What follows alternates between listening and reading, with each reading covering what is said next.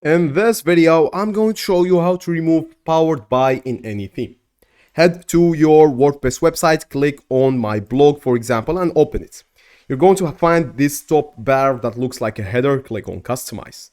Then you will be looking for the footer. Click on footer and then click on footer widgets. Right here, if you don't find this powered by, you're going to head back to the dashboard. After heading to the admin dashboard, choose appearance, theme file editor. And then on the right corner, you're going to find the footer.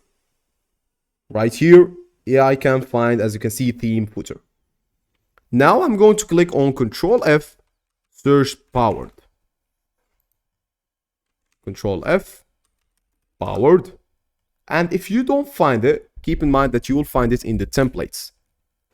Now let's open our website again, make sure what the text is saying. It said proudly powered by Sydney. Let's Control F, let's paste it and let's search.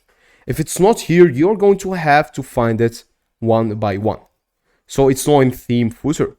So let's head back and let's find, for example, the templates.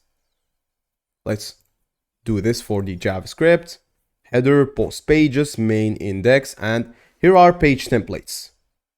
Under the page templates, maybe we're going to find it in the single page. Click on Control F and then search it. It's not here.